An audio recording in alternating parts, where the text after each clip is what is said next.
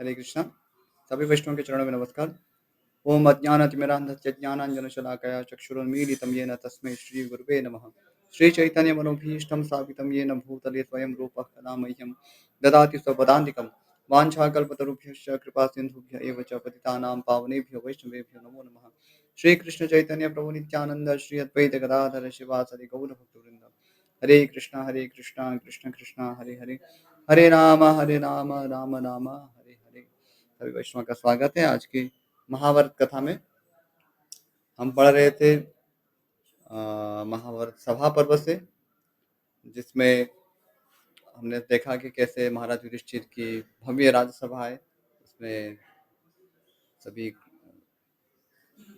ऋषि मुनि और राजऋषि गण वहाँ उपस्थित है और इसी राजसभा में देवर्षि नारद मुनि का आगमन होता है। नारद मुनि के आते ही सभी वहाँ उनका स्वागत करते हैं और उनके गुणों के विषय में अब यहाँ चर्चा हो रही है। तो नारद मुनि के कुछ गुण जो है हमने देखे, किस प्रकार से उनका जो चरित्र है कितना महान है। यदि उसको हम जब समझेंगे तब हमारे जो परंपरा जो है उसको हम ज़्यादा अप्रिशिएट कर पाएंगे। नारद मुनि जो कि व्यासदेव के भी गुरु हैं, इसको हम सदैव स्मरण रखें। उन्हीं के चरित्र को और आगे पढ़ते हुए बताया जा रहा है।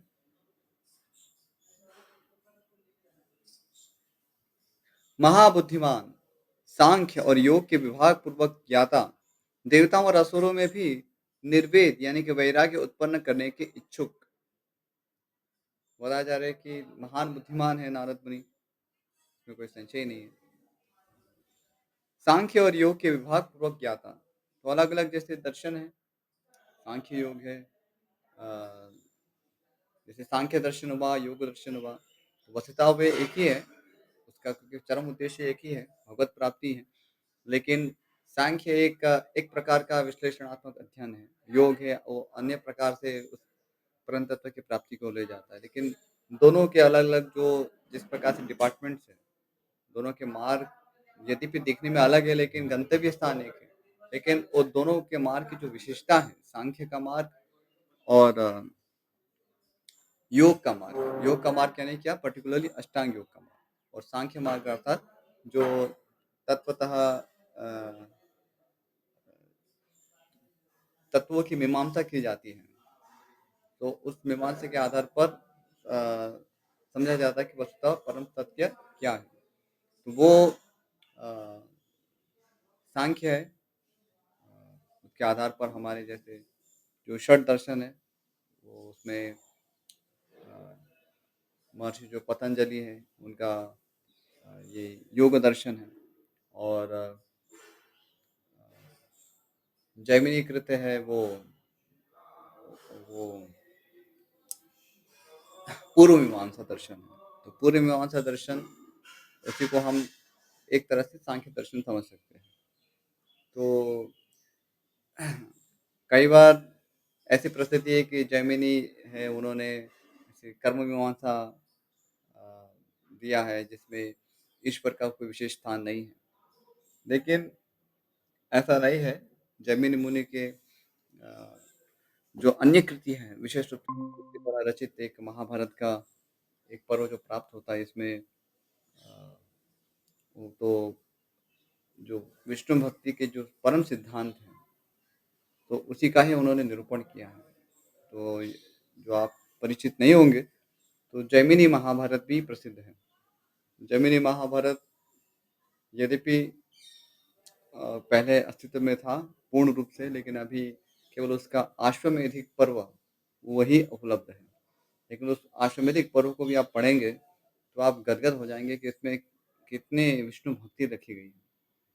तो पूरा जो एक एंगल है देखने का महाभारत को, वो भी पूरा भक्तिमय है। उसमें धर्म अर्थ काम मोक्ष सब में जो मोक्ष है यानी कि जो भक्ति है, जो कि सभी का परम गंतव्य है, उसी का ही विस्तार से वर्णन हुआ है।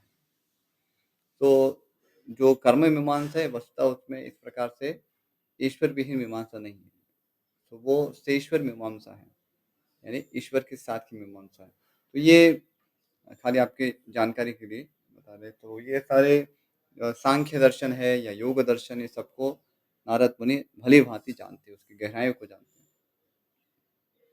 कोई प्रश्न कर सकता है ये तो धीरे-धीरे ही हमें हमारे अस्तित्व में आए, हमारे समाज में। तो नारद मुनि तो बहुत पहले हुए, वो कैसे इनको जानते हैं? वस्तुतः ये जो भी षट दर्शन है या अन्य जो भी इस प्रकार से नास्तिक के दर्शन भी है, वो हमेशा हर सृष्टि में होते रहते हैं। वो बहुत समय से इस प्रकार से विचार जो है, वो प्रभावित होते ही रहते हैं। इसलिए इसके विषय में जानना, वो नारद मुनि के लिए वो कोई ऐसा विषय नहीं है कि वो उनके लिए एक्सेसिबल ना हो। वो पहले से ही थे। अब धीरे-धीरे क्या है कि उसके कोई उसी मत को कोई ज़्यादा प्रभावी रूप से उसको प्रचार करता है, तो वो फिर उसका मत कहा जाता है, उसके नाम से वो जाना जाता है। लेकिन वस्तुतः ये सारे मत पहले से ही एक्जिस्टेंस में हैं। क्योंकि भौतिक जगत तो बार-बार उत्पन्न होता है और नष्ट होता है। तो इसी प्रकार से हमें इसको समझना है, ये सारे जो मत हैं, चाहे वो आस्तिक मत है जैसे षट दर्शन हो अथवा ये जो भी नास्तिक दर्शन है, जैसे बुद्ध दर्शन है, जैन दर्शन है, ये सारे जो भी ये भी दर्शन है, लेकिन ये नास्तिक दर्शन है। नास्तिक दर्शन किस प्रकार से ये अ, वेदों में इनकी निष्ठा नहीं है। तो और और एक नास्तिक दर्शन में देखेंगे चार्वाक मुनि का दर्शन है। तो उसमें बस भस्मीभूतस्य अतः पुनरागमनो भवेत्, तो पुनर्जन्म में विश्वास ही नहीं करते। तो ऐसे भी मत रखने वाले लोग पूर्व काल में रहते थे। तो ये मत कोई ऐसे नवीन नहीं है क्योंकि जो बद्ध जीव की अपनी जो अज्ञानता है उसके आधार पर वे अलग-अलग प्रकार से इन दर्शनों की कल्पना करते हैं। तो जो वास्तविक दर्शन है, जो वास्तविक जिसको देखना कहते हैं उससे दूर चले जाते हैं, भटक जाते हैं। तो कहीं-कहीं फिर तपस्या को ही ज़्यादा बल देंगे, कहीं-कहीं केवल मोरालिटी नैतिकता है उसी को बल देंगे या कहीं-कहीं बस भोग को ही इतना उसको प्रबलता प्रदान करेंगे। पर ये सब क्या है वेदों में सबको मानने की क्या ज़रूरत है। तो उसमें भी आपको लगेगा कि कुछ तो अच्छी चीज़ें हैं, ग्रहण करने योग्य वस्तु है, लेकिन वस्तुतः वो उसका आधार जो है वो वेद नहीं है। तो ये भी ये सब आसुरिक दर्शन है। नास्तिक दर्शन वस्तुतः आसुरिक दर्शन जिसमें ईश्वर की सृष्टि में रहकर ईश्वर को ही नकारने का जो विचार है। सो असुर भी है, ज़रूरी नहीं कि आपको बड़े-बड़े दाँत वाले या बड़े-बड़े सींग वाले दिखेंगे। जो आसुरी विचार है, चाहे वो हम में हमारे हृदय में क्यों ना हो, यदि वो कहीं भी पनप रहा है, तो वो आसुरी है और उसको नष्ट कर देना चाहिए। तो ऐसे आसुरी विचार को नष्ट करने के लिए ये सारे वेद, पुराण इसके जो इसका प्रादुर्भाव हुआ है और सभी ऋषियों ने और उसी ऋषि परंपरा में इसका प्रचार-प्रसार हुआ है, जिससे कि जो भी आसुरी विचार है, समाज में भले कितने ही सोफिस्टिकेटेड ढंग से क्यों ना प्रस्तुत हो रहे हो, लेकिन उसका नाश ज़रूरी है क्योंकि ये मनुष्य जीवन की सफलता में बाधक बनने वाले सारे विचार हैं। तो इनका यदि नाश नहीं करेंगे तो जो वास्तविक दर्शन जो है, जिस जो वेदांत दर्शन स्वयं वेद व्यास जी जो भगवान श्री कृष्ण के ही अवतार माने जाते हैं, तो वो उस निष्कर्ष तक हम नहीं पहुंच पाएंगे। अस्तु। तो नारद मुनि ये सारे दर्शनों को जानते हैं। यहाँ केवल एक आनुषंगिक रूप से बताया है कि सांख्य और योग वस्तुतः वे सभी कुछ जानते हैं। फिर अ, देवता और असुर में भी निर्वेद यानी कि वैराग्य उत्पन्न करने के इच्छुक। तो नारद मुनि अत्यंत दयालु हैं। तो देवताओं जो कि उनको बहुत ही भौतिक ऐश्वर्य प्राप्त है, तो उनको भी वे वैराग्य मार्ग दिखाने का प्रयास करते हैं और जो असुर है, तो उनको भी वे सन्मार्ग पे लाने के लिए प्रयास करते हैं। जो वैराग्य के मार्ग को पर वे हर किसी को लाना चाहते हैं। तो संसार में तो 2 ही प्रकार के लोग हैं, एक तो दैव है और आसुर है। तो जो विष्णु भक्त है, विष्णु भक्ता स्मृता देवा आसुरस्तद विपर्ययः। तो जो विष्णु भक्त है वो उनको देव कहा जाता है। तो जो विष्णु भक्त नहीं है उनको असुर कहा जाता है। तो बेसिकली नारद मुनि का कार्य है कि सब प्रकार के लोगों को विष्णु भक्ति में जोड़ना। तो वे भक्ति के आचार्य हैं। इसलिए चाहे आप देवता और असुर उनको एक योनि के रूप में समझे अथवा उनको एक कॉन्सेप्ट के रूप में समझे। हर प्रकार से नारद मुनि सभी का ही कल्याण करने की भावना रखते हैं क्योंकि वैराग्य होना ज़रूरी है। वैराग्य इन इंद्रिय विषयों से नहीं होगा तो हम जो परमार्थ जो है उसके विषय में हम प्रयास कर ही नहीं पाएँगे। क्योंकि हम परम वस्तु तो विषय को मान रहे हैं, तो परमार्थ की ओर जाएँगे कहाँ?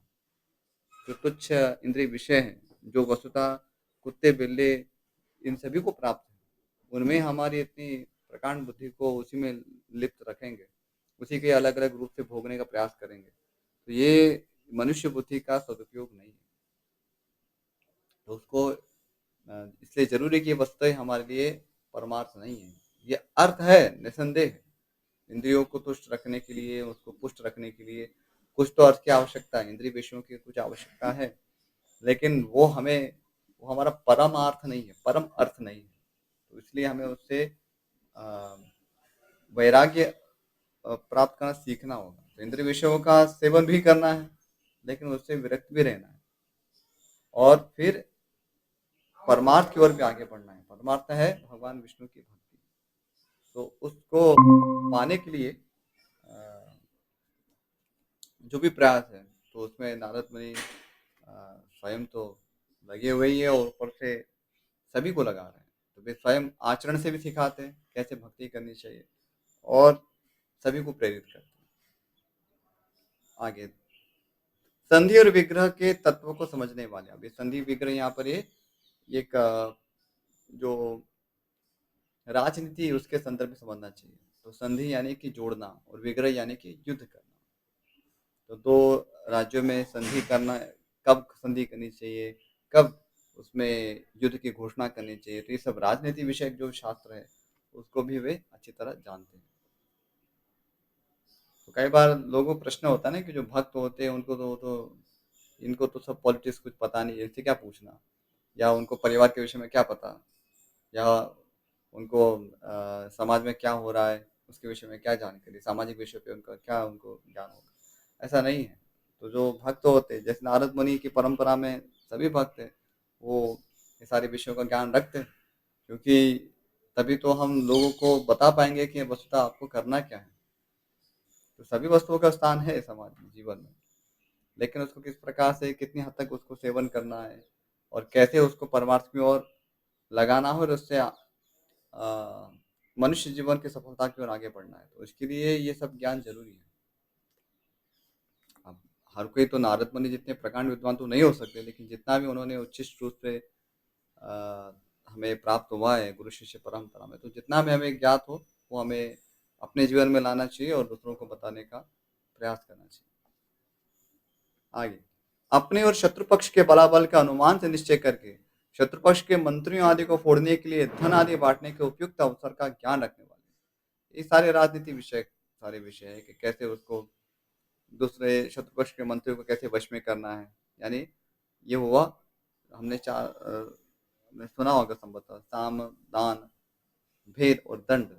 तो साम यानी कि समझाना, भेद यानी कि अ, उसके फूट फूट फूट पड़वाना, हमने जो शत्रु पक्ष है उसके जो लोग हैं उसमें आपस में फूट डलवाना, तो वो है भेद।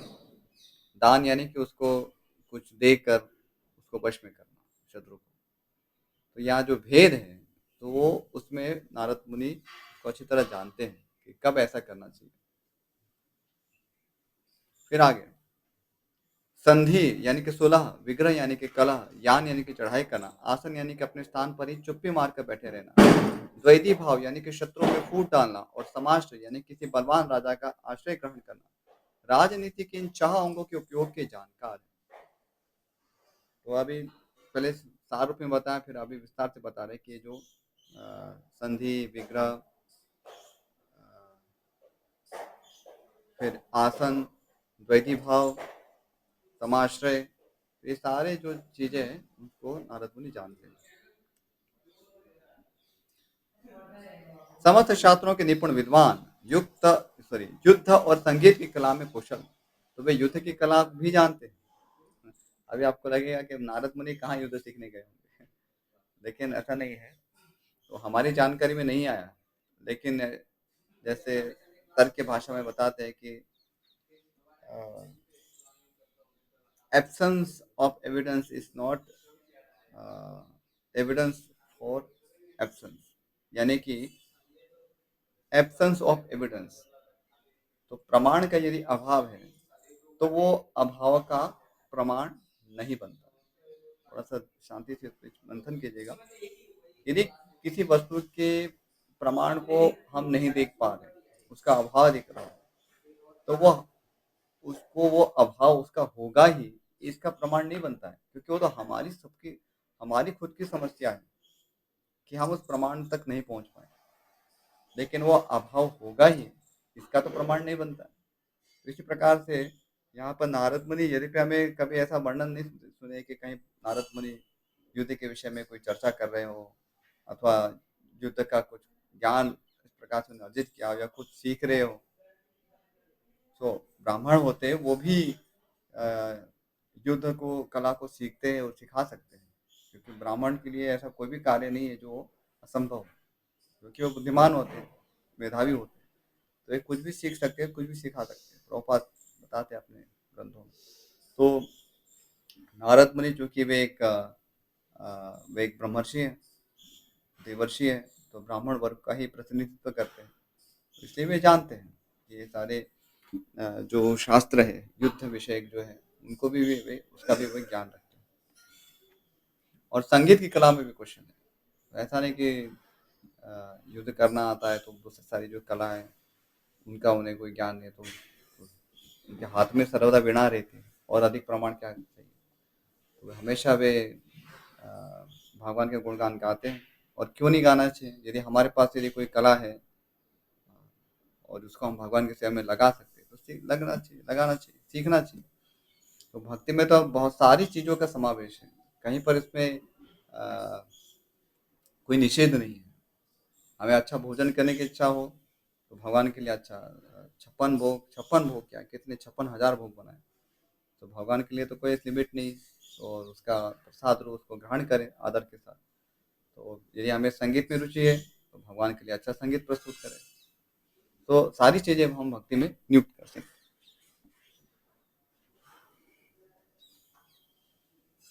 आगे, सर्वत्र क्रोध रहित।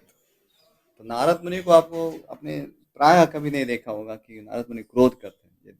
और यदि कभी क्रोध करते आपको देखा भी जाए तो वो उस जीव के कल्याण के लिए ही करते हैं। जैसे नलकुबर और मणिग्रीव की कथा में आता है, दामोदर लीला आप लोगों ने सुनी हो। तो उसमें नलकुबर और मणिग्रीव जो कि कुबेर के पुत्र थे, और नारद मुनि के शाप के कारण उन्हें वृक्ष योनि प्राप्त हुई, वृक्ष बन गए। और फिर भगवान श्री कृष्ण बाल रूप में उन दोनों वृक्षों के बीच में जाके उसको उनको गिरा देते हैं, उसका उद्धार करते हैं। तो वो लीला आपने संभवतः सुनी होगी। तो ये यहाँ पर इस लीला में जो नारद मुनि कुपित होते हैं नलकुबर और मणिग्रीव पे, क्योंकि वे नग्न अवस्था में नदी में स्नान कर रहे थे, जो कि अनुचित है। नग्न अवस्था में इस प्रकार से पवित्र जल में स्नान नहीं करना चाहिए। तो वो वैसे ही अपराध था। और ऊपर से जो जब एक कोई महान ऋषि वहां से जा रहे हैं, गुजर रहे हैं, तब तो कम से कम संयम करना चाहिए, अपने अंगों को ढकना चाहिए। लेकिन नलकुबर और मणिग्रीव वे मदिरा के आवेश में इतने उन्मत्त हो गए थे कि उनको कोई होश ही नहीं रहा। जबकि उनके साथ स्नान करने वाले जो ऋषि अप्सराएं थी, तो उन्होंने अपने आप को कवर कर लिया, अपने आप को आवृत कर लिया। लेकिन इन्होंने नलकुबर और मणिग्रीव ने इस पर ध्यान नहीं दिया। ये तो बहुत बड़ा अनादर हुआ था नारद मुनि का। इसलिए नारद मुनि केवल अपने अनादर के लिए नहीं, लेकिन उनको इससे बहुत कष्ट प्राप्त हुआ कि इतने धर्मात्मा कुबेर के ये दोनों सुपुत्र हैं, इतने महान पिता के वे संतान हैं, लेकिन इतना आदर, मतलब सामान्य मनुष्य के लिए भी वो समझने योग्य वस्तु है, लेकिन ये देवता के पद पे होकर भी इसको नहीं समझ पा रहे। तो करुणा से उन्हें शाप देते हैं कि आप वृक्ष योनि को प्राप्त हो, क्योंकि आपको कुछ कपड़े पहनने का होश ही नहीं है। तो और इसके बाद वे उनका उद्धार भी करते हैं, उनका उद्धार का उपाय भी बताते हैं कि भगवान श्री कृष्ण के स्वयं अपने हाथों से आपका उद्धार करेंगे। तो ये नारद मुनि की करुणा है। लेकिन वस्तुतः वे क्रोध से रहित है। सामान्य डीलिंग्स में आप ऐसा नहीं देखते कि नारद मुनि जैसे क्रोध करते हो। जैसे आप दुर्वासा मुनि के विषय में कभी आपने श्रवण किया हो, तो इनके विषय में जैसे सुना जाता है, कहा जाता है कि वे थोड़ा अ, उनका जो स्वभाव है, जो थोड़ा-थोड़ा उसमें क्रोध प्रदर्शन करते हैं। लेकिन नारद मुनि अत्यंत सौम्य स्वभाव के हैं।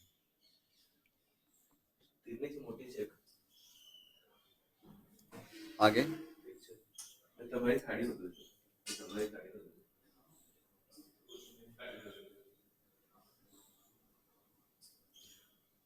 आगे इन उपयुक्त गुणों की सेवा और भी असंख्य सद्गुणों से संपन्न, मननशील, परम कांतिमान महातेजस्वी देवर्षि नारद लोक लोकांतर में घूमते फिरते पारिजात, बुद्धिमान पर्वत तथा सौम्य, सुमुख आदि अन्य अनेक ऋषियों के साथ सभा में स्थित पांडवों से प्रेम पूर्वक मिलने के लिए मन के समान वेग से वहां आए। तो नारद मुनि अकेले नहीं थे, उनके साथ बहुत सारे दूसरे भी ऋषि मुनि थे। तो मन के समान वेग से वे वहां पांडवों से मिलने के लिए आते हैं और उन ब्रह्मर्षि ने जय सूचक आशीर्वादों द्वारा धर्मराज युधिष्ठिर का अत्यंत सम्मान किया। अस्तु, अभी आगे संपूर्ण धर्मों के ज्ञाता पांडव श्रेष्ठ राजा युधिष्ठिर ने देवर्षि नारद को आया देख भाइयों सहित सहसा उठकर उन्हें प्रेम, विनय और नम्रता पूर्वक उस समय नमस्कार किया और उन्हें उनके योग्य आसन देकर धर्म के नरेश ने गौ, मधुपर्क तथा अर्घ्य आदि उपचार अर्पण करते हुए रत्नों से उनका विधि पूर्वक पूजन किया तथा उनकी सब इच्छाओं की पूर्ति करके उन्हें संतुष्ट किया। तो ये एक अ, स्वागत विधि है, किस प्रकार से कोई श्रेष्ठ जन गुरुजन आते हैं तो उनको ये सारी जो पवित्र वस्तुएं बताई गई है, जैसे गौ माता है, उनको गौ माता का दर्शन करवाते हैं, उनको मधुपर्क अर्पित करते हैं, अर्घ्य आदि यानी बहुत सारी दूसरे भी ऐसे उपचार की चीजें हैं। और रत्नों से अब ये सारी चीजें वो खुद तो ले नहीं जाएंगे, लेकिन ये एक विधि के अंतर्गत आता है कि उनको ये भेंट प्रदान करना है, चाहे फिर उसका वो जो करे या उनको स्पर्श करे या दान के लिए प्रेरित करे उस वस्तु को दान करने के लिए। लेकिन वो एक एटिकेट ज़्यादा यदि नहीं हो तो कम से कम बैठने के लिए आसन है, जल है और मधुर वचन है। ये 3 चीज़ें तो हमें निसंदेह देना चाहिए। कोई भी अतिथि रूप से आता है, तो कम से कम पहले तो उनका मधुर शब्दों से स्वागत करें। कभी तिरस्कार से किस अतिथि का जैसे अवहेलना ना करें। तो जो भी आता है अतिथि रूप से, तो मधुर शब्दों का प्रयोग करें, उनको बैठने के लिए आसन दें और जल प्रदान करें। आजकल कैसे हो गया है कि यदि कोई भी अपरिचित होता है तो हमारे लिए उपेक्षा का ही पात्र होता है। ये दुर्भाग्य और संभवतः आज कुछ समाज में स्थिति भी ऐसी है, क्योंकि घर में सब माताएं अकेली होती है, न्यूक्लियर फैमिलीज होती है और कोई होता भी नहीं है उनकी रक्षा करने के लिए। इसलिए कई बार वो सामने से कोई भी आता भी है तो वो सामने जाते नहीं हैं। भय रहता है, पता नहीं कौन होगा, क्या होगा। तो ये भी एक बड़ी समस्या आज की एक वर्तमान समय की हो गई है। पहले तो क्या है कि सभी एक बड़ा संयुक्त परिवार हुआ करता था, तो सभी घर में लोग उपस्थित थे। तो कोई भी आता है तो सबको पहले तो आने वालों को भी भय लगेगा कि मैं किसी प्रयोजन से वहाँ जा रहा हूँ। तो इसी प्रकार से अ, ऐसा कोई प्रसंग उपस्थित नहीं होता था कि जहाँ किसी को हमें अवॉइड करना पड़े। लेकिन जो भी हो, यदि कोई आ भी जाता है तो मर्यादा से बात करनी चाहिए, मधुरता से व्यवहार करना चाहिए। और यदि हम कुछ अधिक नहीं दे सकते तो कम से कम बैठने के लिए कुछ बोले या कुछ जल ग्रहण करने के लिए बोलना चाहिए। बाकी हम किसी को क्या दे सकते हैं? कोई आया हमारे दरवाजे पर तो हमें ऐसे इतना रुक्ष व्यवहार भी नहीं करना चाहिए कि बस उसको भगाओ यहाँ से।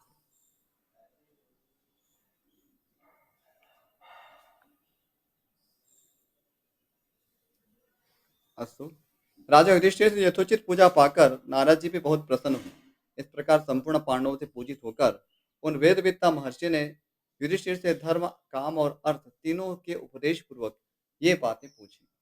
तो अभी यहाँ पर नारद मुनि युधिष्ठिर महाराज से बहुत सारे प्रश्न पूछ रहे हैं, लेकिन वस्तुतः वो प्रश्न प्रश्न रूप में नहीं है, वो उपदेश है। तो यद्यपि वो सुनने में प्रश्न लगेंगे, लेकिन वो उपदेश कर रहे हैं कि क्या तुम्हारे राज्य में इस सब का पालन ढंग से हो रहा है अथवा नहीं हो रहा है। तो इस प्रकार से नारद मुनि सब प्रस्तुत कर रहे हैं।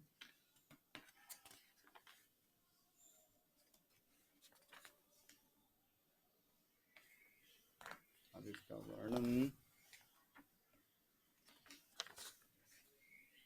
बहुत ही लंबा है। वैसे अध्याय भी काफी लंबा है, पर ये हमारे सभी के लिए बहुत ही लाभप्रद उपदेश है। थोड़ा पढ़ते इस पे। नारद जी बोले, राजन, क्या तुम्हारा धन तुम्हारे यज्ञ, दान तथा कुटुंब रक्षा आदि आवश्यक कार्यों के निर्वाह के लिए पूरा पड़ जाता है? क्या धर्म में तुम्हारा मन प्रसन्नता पूर्वक लगता है? क्या तुम्हें इच्छानुसार सुख प्राप्त होते हैं? भगवत चिंतन में लगे हुए तुम्हारे मन को किन्हीं दूसरी वृत्तियों द्वारा आघात या विक्षेप तो नहीं पहुंचता है? तो ये सारे जो प्रश्न धर्म विषय के पूछे जा रहे हैं कि आपके पास जो अ, धन का जो आना है, क्या वो पर्याप्त है? क्या जो भी धन प्राप्त होता है उसको आप धर्म में लगा पा रहे हैं? धर्म और आपका मन भी क्या धर्म में अच्छी तरह प्रसन्नतापूर्वक लगा है? तो ये अ, उनका अर्थ विषयक प्रश्न पूछ रहे हैं। यानी कि जो एक गृहस्थ है या कोई राजा है, तो उसको इसका ध्यान रखना होता है कि अर्थ जो है पर्याप्त मात्रा में आता रहे, जिससे कि जो परिवार की रक्षा करना होता है, यज्ञ करना होता है, दान करना होता है। तो इन विषय जो अ, जो धार्मिक कार्य जो कहे गए, ये सारे धार्मिक कार्य हैं, तो उसके लिए पर्याप्त हमारे पास अर्थ हो। अर्थ यानी कि अ, संसाधन हो, जिससे कि हम ये सारे धर्म के कार्य को संपादित कर सकें। तो सफिशिएंट होना चाहिए। इसका अर्थ नहीं कि हम अ, ऐसा कल्पना करें कि इसलिए हमें बहुत ज़्यादा फिर पैसा कमाने के लिए हम ग्रीडी हो जाएँ, लोभी हो जाएँ। तो इसका ये अभिप्राय नहीं है। तो अब दान तो आप फिर तो आप कोई सोचेगा कि हम महाराज युधिष्ठिर की तरह करेंगे, तो वो तो कैसे होगा वो? तो संपूर्ण भारतवर्ष उससे भी परे उनका साम्राज्य था। तो यदि हम हमारे पास तो इतना सामर्थ्य तो नहीं होगा, तो लेकिन जितना भी हमारे क्षमता के अनुसार परिवार का पोषण हो रहा है, यज्ञ दान रिसेंटली हम कर सकें, ये कार्य होने चाहिए। और जो धन भी आ रहा है, तो वो भी हमें धर्म के अनुसार ही प्राप्त करना है। पाप की कमाई को लगाने को नहीं कहा जा रहा है। ऐसा तो फिर कमाने के लिए तो कुछ भी कर सकते हैं। उसमें कौन-सी कोई बहुत बड़ी युक्ति की आवश्यकता है। तो अधर्म से यदि धन कमाना है तो किसी भी प्रकार से प्राप्त कर सकते हैं। उसमें बहुत ज़्यादा कौशल की आवश्यकता नहीं है। सामान्य से हम देखते हैं जो गुंडे होते हैं वो क्या करते हैं? किसी का कत्ल कर देंगे, कुछ भी कर देंगे, तो बहुत पैसा मिलता है। तो ऐसे उल्टे-सीधे जो भी अनैतिक कार्य करने से धन प्राप्त करने को नहीं कहा जाता है। धर्म का पालन करते हुए जो भी धन आ रहा है उससे सही उससे उसका यज्ञ, दान, परिवार रक्षा आदि जो कार्य हैं उसमें करना चाहिए और धर्म में ही मन लगे रहना चाहिए। और भगवान के चिंतन में लगते हुए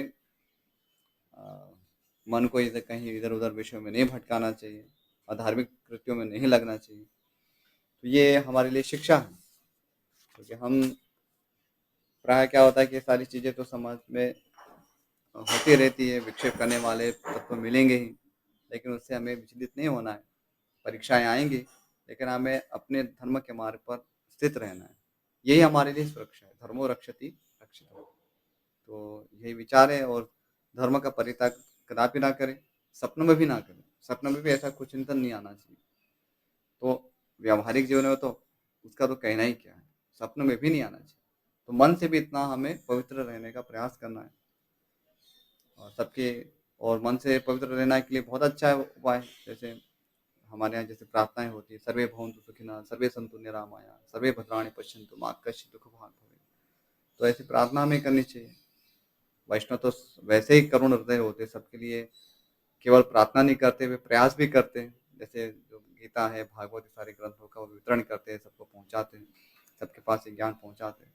लेकिन ऐसे भी हमारे हाथ पैर से यदि हम मान लीजिए यदि कुछ नहीं भी कर पा रहे, यदि कोई कहेगा भाई मैं तो कुछ ऐसा पैसा भी नहीं है मेरे पास, ना तो मैं कुछ दान कर सकता हूँ, ना तो या फिजिकली कुछ कर सकता हूँ, तो कम से कम हम प्रार्थना करें सबके लिए।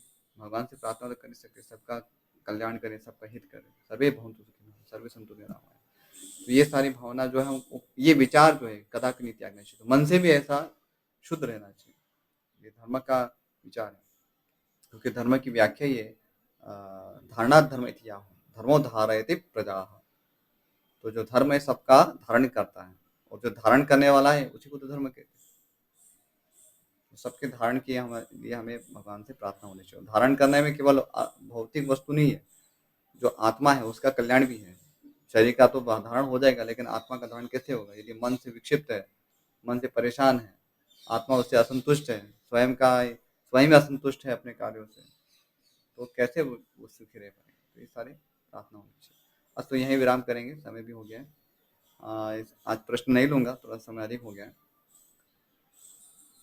वाञ्छाकल्पतरुभ्यश्च कृपासिन्धुभ्येव च पतितानां पावनेभ्यो वैष्णवेभ्यो नमो नमः। श्रीमद्महाभारत ग्रंथ की जय, महर्षि वेदव्यास की जय, श्रीमान गणपति देव की जय, श्रील प्रभुपाद की जय। Hare Krishna. Thank you all for joining class. Hare Krishna.